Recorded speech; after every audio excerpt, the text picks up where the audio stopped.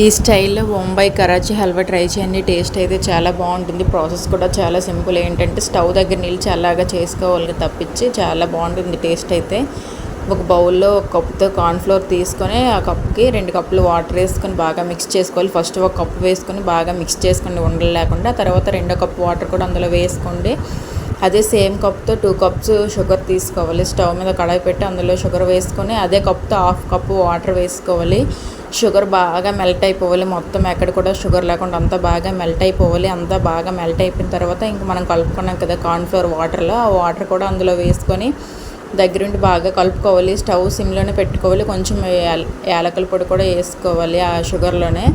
వేసుకుంటూ చూసారు కదా, ఇంక అందులో కార్న్ఫ్లోర్ వేసుకొని దగ్గరే ఉండి అలా బాగా కలుపుకోవాలి. ఇంకా లేదంటే అడుగంటేస్తుంది. అలాగ ఉండి సిమ్లోనే పెట్టాలి. ఎంతసేపు సిమ్లో పెట్టి ఎంతసేపు బాగా తిప్పుతుంటామో అదైతే అంత సాగుద్ది. ఆ స్వీట్ అయితే అంతలా సాగే గుణం వస్తుంది ఆ స్వీట్కి అయితే. ఇంక చూసారు కదా, ఇలా దగ్గరగా పడిన తర్వాత మనం ఆరెంజ్ ఫుడ్ కలర్ వేసుకోవాలి. లేదా మన దగ్గర ఏ కలర్ ఉన్నా వేసుకోవచ్చు, మన ఆప్షన్ అది. ఇంకా వేసుకున్న తర్వాత బాగా దగ్గరగా కలుపుకోవాలి. మనం చిన్న చిన్నగా కట్ చేసుకున్న జీడిపప్పులు ఉంటాయి కదా డ్రై ఫ్రూట్స్, అవి కూడా ఇందులో వేసుకోవాలి.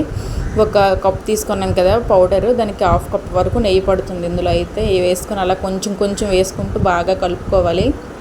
అలాగే ఏదో ఒక బౌల్ తీసుకుని దానికి అడుగున కొంచెం నెయ్యి అప్లై చేసుకొని మనం స్టవ్ మీద పెట్టిందంతా ఇందులో వేసుకొని పెట్టుకోవడమే. అంతేనండి, simple. Thank you. Bye bye. Subscribe.